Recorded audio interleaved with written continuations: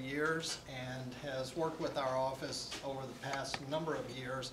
And so we had an opportunity for Howard to be able to tell us a little bit about some of the things taking place within junior achievement on a national level and some of the trends that we're seeing. So, Howard. Thanks, Randall. Good afternoon. Good afternoon. Thank you all for what you do for junior achievement. Thanks for the opportunity to be here. And thanks for the time that you're taking to look at your own strategic direction. Because when you think about a not-for-profit board of directors, one of the most important jobs of that board is to set the strategic direction for the organization and also to monitor the progress. When Randall invited me, he A, did not tell me I was going to be videotaped, and B, did not tell me I was going to be following Dr. Chadwell. For those of you who do not know a school superintendent, for those of you that are not close to public education, being the superintendent of schools, if you think you have a tough job, okay, the average tenure of a school superintendent nationwide is under 3 years. This is a profession that takes a lifetime to acquire the skills to become a school superintendent. You are told how to do your job, not only by a board of directors, a board of education, probably well-intentioned folks who are typically elected, not always know how to run an education organization, but they get to tell him how to do his job, as does every parent, every student, every faculty member, every staff member, the federal government, the state government, all telling the superintendent how to do their jobs, not giving him any help, just telling him how to do the job. And to hear the enthusiasm in which he speaks about his job and about changing young people's lives is remarkable. I want to thank you for what you do for young people and what you do for education. It's absolutely amazing. So whenever you think you have a tough job, think about what he does for a living.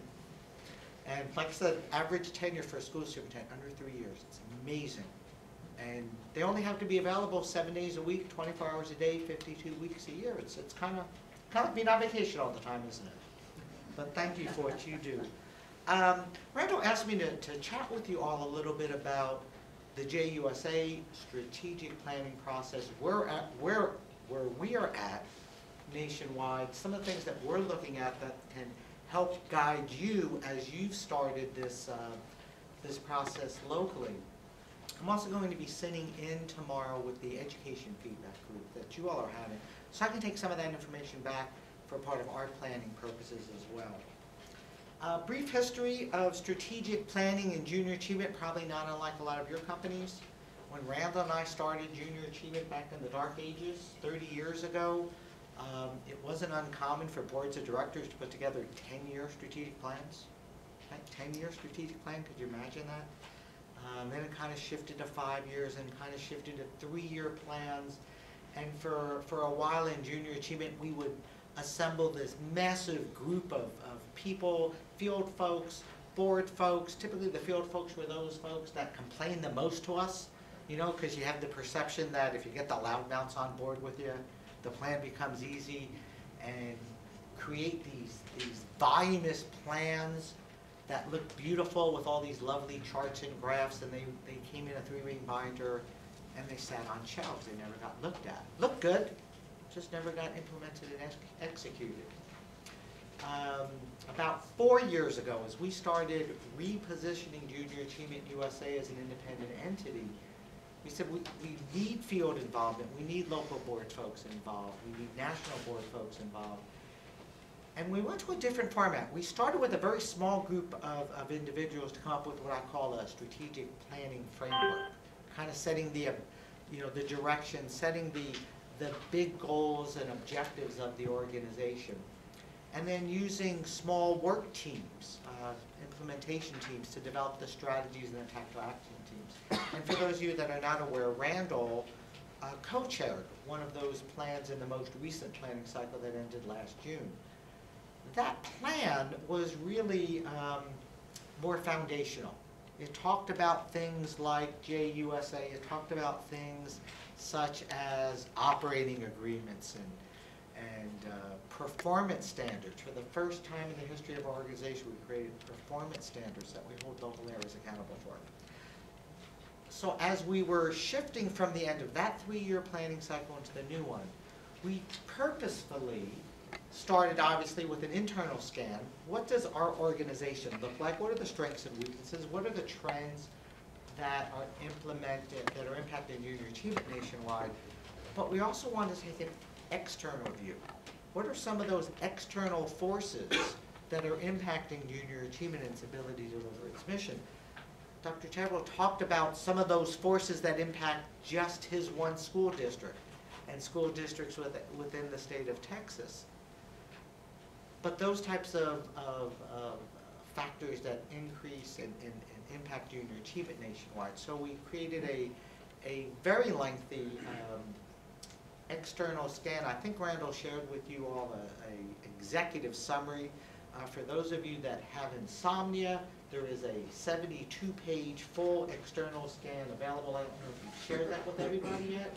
They had the link, but They had the link. Please feel free, if you ever have insomnia. It's interesting information that is driving not only junior achievement, but it's driving your organizations, and it's driving factors throughout the United States. So that's where we started from. And in our strategic planning process for right now, we're using a phrase called transformational. And we use that word very purposefully. The prior planning cycle was very foundational. It wasn't very exciting. It kind of put the foundation for junior achievement.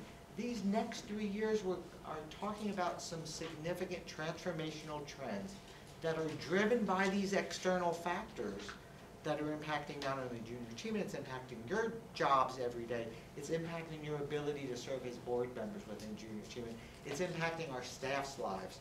So I want to kind of talk to you a little bit about that. But when you sum up that transformation, Dr. Chadwell talked about the 3 R's, we have 3 R's.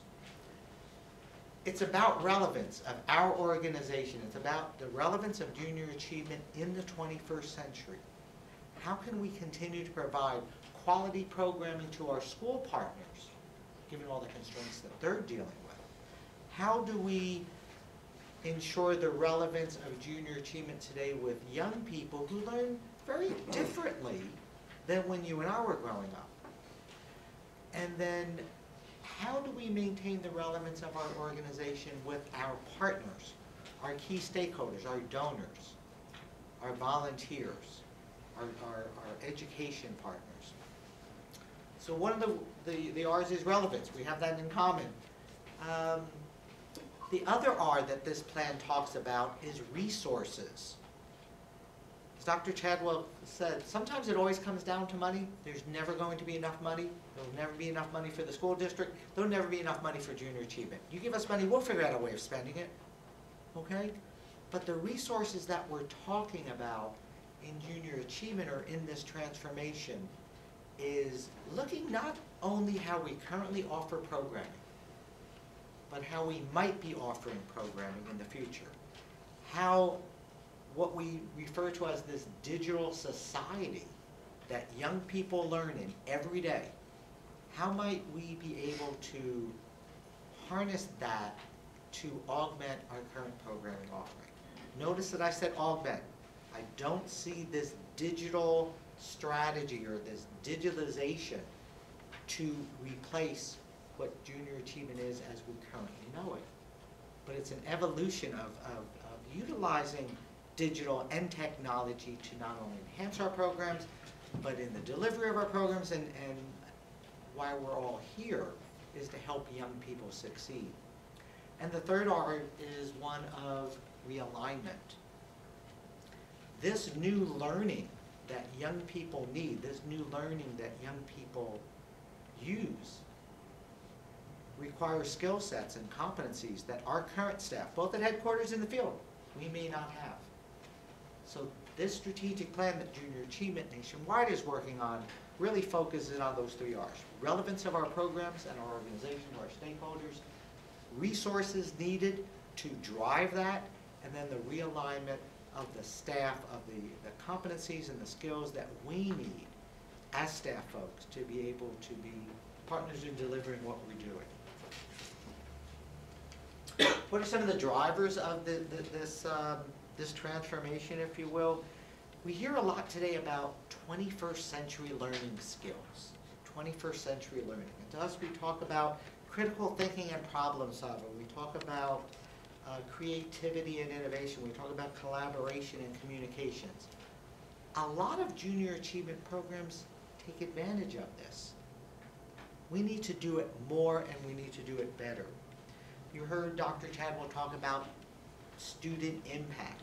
The word impact means a lot of different things to a lot of different people. It could be on a statewide testing level.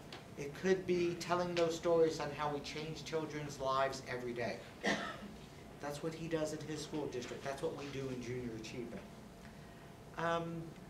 But we have to look at the impact of junior achievement programs both short-term. Are they doing the things that we wanted them to do? Long-term, are they changing behaviors? Are they changing knowledge? And how then does that impact, and how does what we're doing to young people follow them throughout their academic career and follow them after their academic career? The drivers for transformation have a lot to do with our own internal culture. As board members, every year you hear the staff talk about program numbers. We reached X number of students in X number of classes.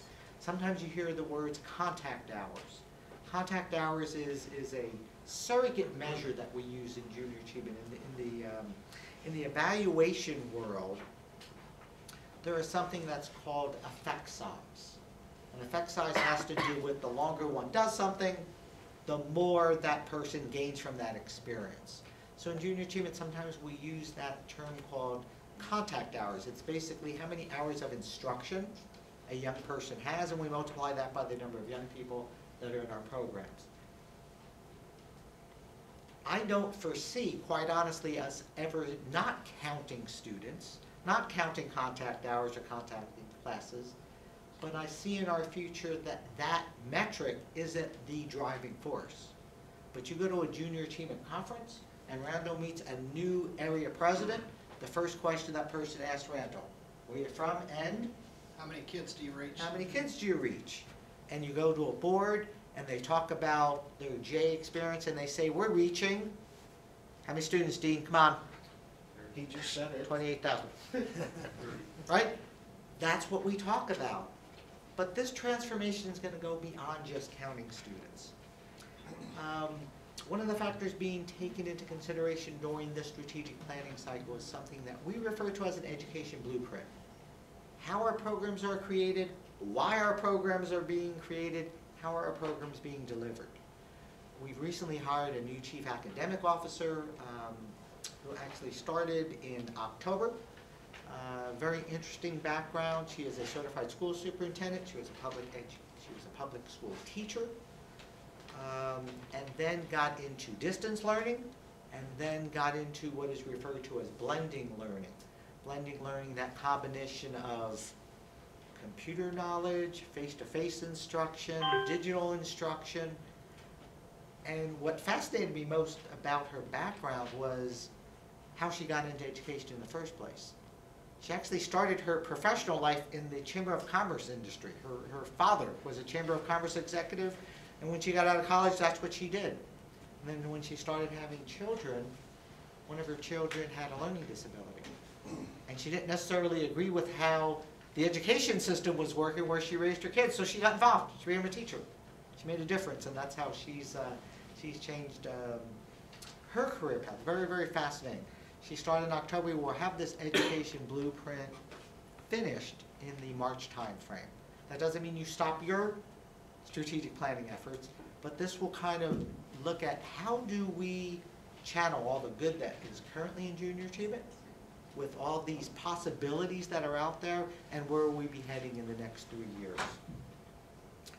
And the other driver of change is something that we refer to as partnerships. And any given week, 12 to 24 not-for-profit organizations, for-profit organizations,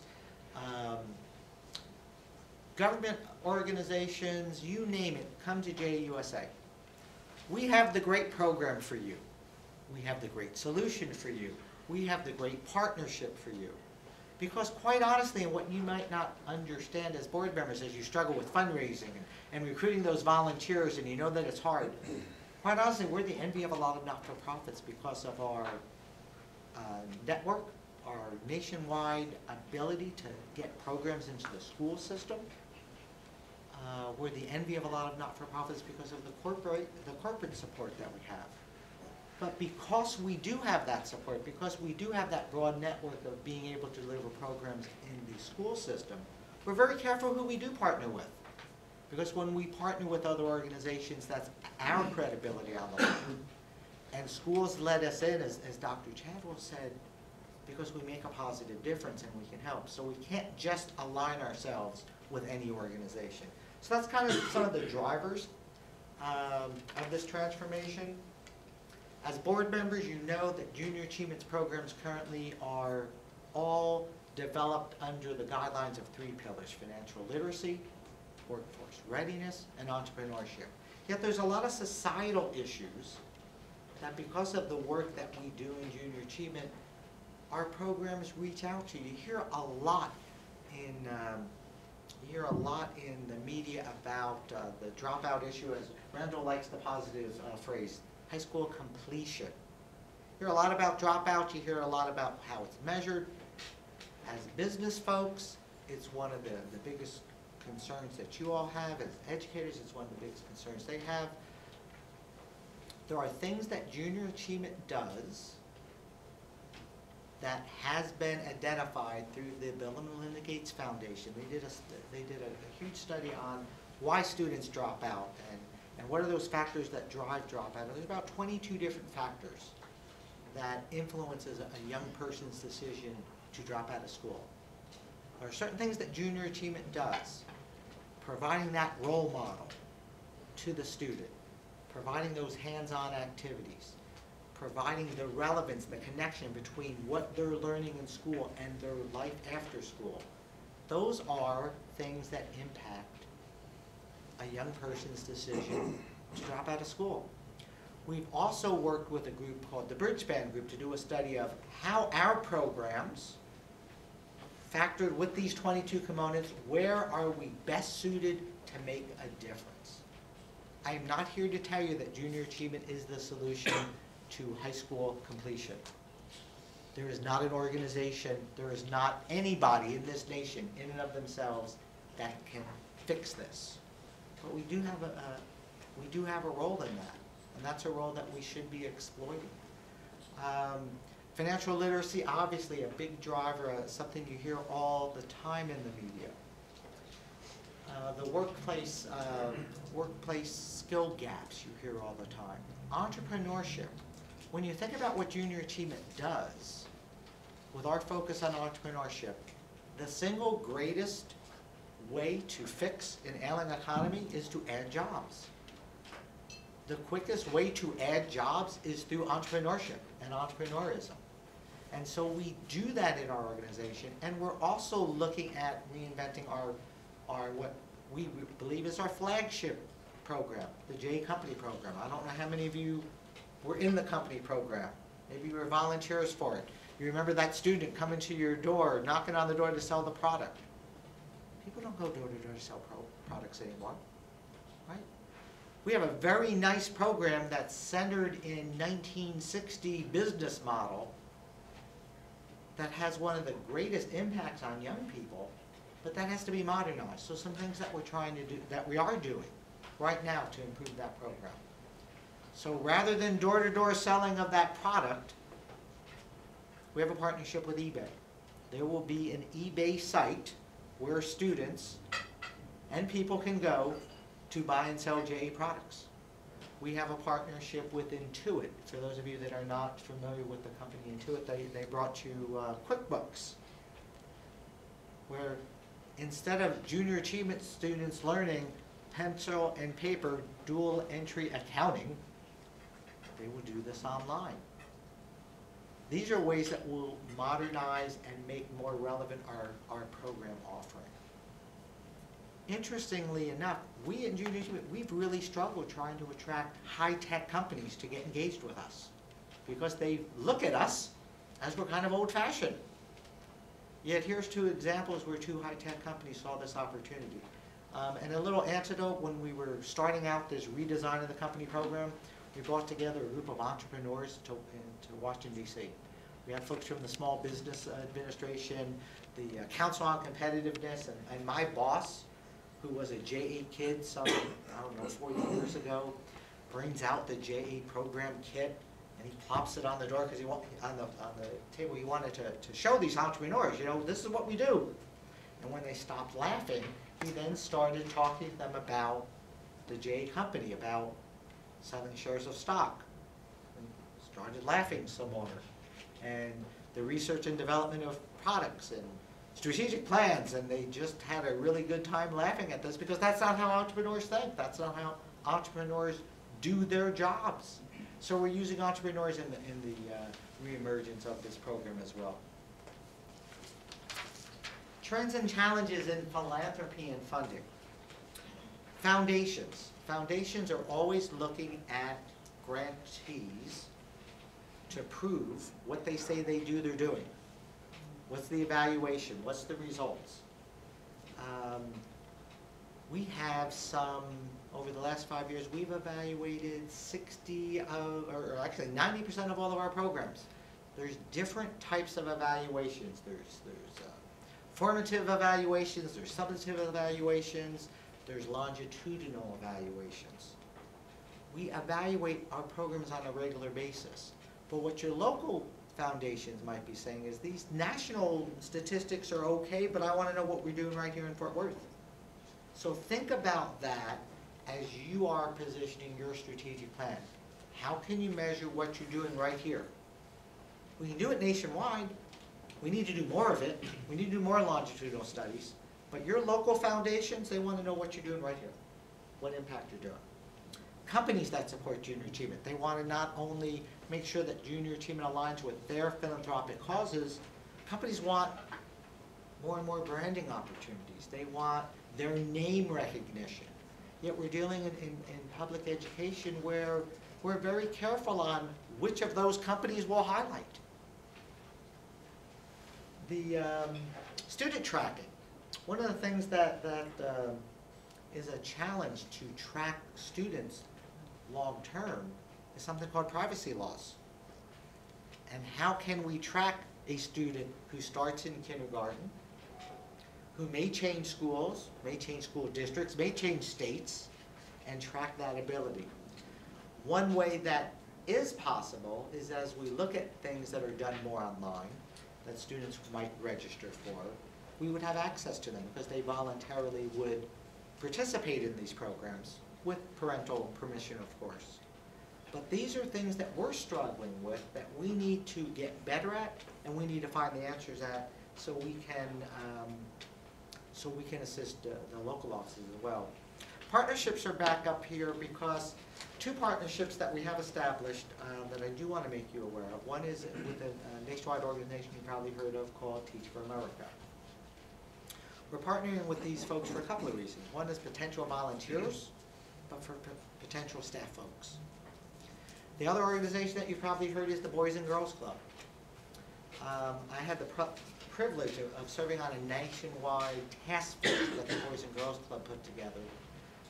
They were trying to look at how they could collaborate better to get volunteers involved in the Boys and Girls Club. And there was about a half a dozen other not-for-profits represented on this task force. And one of the organizations that was represented was an organization called the 100 Black Men, and their national board chair was at this meeting. Randall and I have a saying to one another, and that is that Randall and I will tell each other what we need to hear. It may not be what we want to hear, but it's what we need to hear. And that gentleman who chairs the 100 Black Men said something that every not-for-profit organization needs to hear. And that is that they're happy to collaborate with lots of organizations. But most nonprofits don't really understand what collaboration means. Most nonprofits believe collaboration is, here's my mission, help me do it. If we're going to collaborate, we need to recognize the missions of the other organizations. And I so appreciated that gentleman saying that statement, because as I said to the national president of the Boys and Girls Club, you know, in junior achievement, we've really struggled. If we were in grade school, we would get, you know, a failing grade for we don't play well with others. We're happy to work with anybody as long as they do what we want, how we want it, when we want it. It's very similar to my 5-year-old daughter. She's always a happy kid as long as she gets what she wants, when she wants, how she wants it. We have to do better in collaborations. Foundations are looking for that. There are lots of not-for-profits competing for a limited amount of money, and there's lots of organizations like Junior Achievement who are very willing to go to our school district friends and say, hey, we got this great program and it's free. They have to be choosy who they have to decide to play with. Volunteers and programs as board members. I know you all volunteer to teach classes every year, right? Right? And every year you help Junior Achievement recruit volunteers from your company to teach classes, right? Recruiting volunteers, our single greatest point of differentiation with lots of other not-for-profit organizations that want to help our children. Recruiting volunteers remains difficult and will remain difficult. Lots of factors that our volunteers are dealing with, not the least of which is their own employment situation. There's a lot of volunteers that would say, boy, I'd love to do that, but I'm scared to be away from my desk. If my boss doesn't see me at the desk, maybe they don't need me. Or the way the media portrays some of our school districts, especially the inner city schools, especially high schools. The average person who has not been in a high school recently thinks they're scary places. Here's the reality. Kids today, high schools say, they're really not that different than when you and I were going to school. Kids are just exposed to an enormous amount of information at a much earlier age than any of us were. And probably at an earlier age than they can really handle emotionally. That's the reality. Is it tough? Absolutely. They're still kids. They still need us. They still need what they're getting in schools. They still need what they're getting from Junior Achievement. Time for volunteers is an issue. Preparation time, commuting to the classroom, those types of things that factor into that. You'll hear Randall, you'll hear staff talk about a digital strategy that Junior Achievement is looking at. We're looking at digitizing some of our training for our volunteers. Right? We require volunteers to come and be trained, right? So they know how to do their role. Is that important? It absolutely is important to our education friends. So these folks are prepared to do their jobs, that they're staying on task, that they're helping the school systems meet their goals and objectives. You've heard about digital volunteers, this lovely film right here. We're not talking about just putting a video camera on somebody's desk and say, hey, you can be a JA volunteer, feed in. We're talking about and thinking of that blending learning. We're talking about the JA app, you know, or a JA digital game that gets that child started in our programs before they take traditional programs, or while they're taking our traditional programs.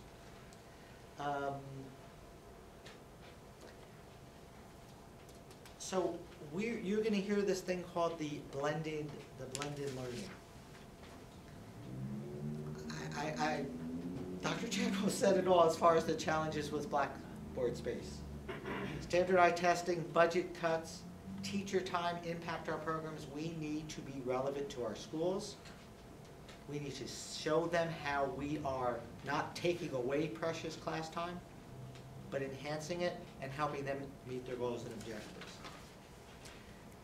I use a phrase called the tension of opposites. Our donors want us to prove our worth. To prove our worth, we need more time with the student. To need more time with the student, we need more volunteer time, more classroom time, and those things are clashing. And that's what this strategic plan that we're about to go into is going to be answering those questions. How best do we take all of that together and come out with an even better junior achievement? So as you're beginning your junior achievement strategic plan, as you're getting feedback from your various constituents, what are the things that you should be considering as it relates to that digital philosophy, as it relates to making sure we're recruiting and retaining our program volunteers and our board members and our donors, I talk a lot about stewardship. When I meet with staff, when I talk to staff, and I always hear, oh, it's tough recruiting volunteers. Yep, I know that. It was tough 30 years ago when I was doing it, when I started doing it. You know, it's tough to raise money. Yep, it was tough 30 years ago when I started at it as well. What are you doing to keep that program volunteer? What are you doing to keep that volunteer provider, that company, or that organization? What are you doing to keep your funders? For those of you that are in the marketing world or the sales world, you know the saying. It's a lot cheaper to keep a customer than it is to find a new one. So what are we doing internally to steward our donors? You just had a very large Ask breakfast a couple of weeks ago. Didn't quite hit the goal that you were looking for. You're a little disappointed. You're going to be analyzing those results. Is that a transactional experience for that donor? Meaning Jay calls up 5 of his buddies, hey, I'm on the J board and I got to fill up my table, so come sit here with your checkbook because I'm going to ask you for money. Is it transactional? Does JA then take those donors and say, boy, how do we connect Jay, or how do we connect the 5 people that Jay brought more to the mission? Same thing with our bowl-a-thon providers. Retention and stewardship of the resources that we have are critical as we look at expanding the resources. The next 3 years is going to be a fascinating time for this organization. I cannot tell you how excited I am for this strategic planning process. The next 3 years will more than likely shape the next 25 years of this organization more than any period in our history because of this transformation that's going to go on. As a professional staff person, I've never been more excited, more thrilled, more encouraged, because we have great board members. We have great staff that's going to help us plan this way. So sit tight. It's going to be a fun next couple of years. And I know I took way too long. Randall was giving me the high sign. Cindy, you were supposed to throw something at me. You told me if I babbled, you would throw something at me. Any questions, real quickly? Again, thank you so much for what you do for junior achievement. Thank you for what you do for young people.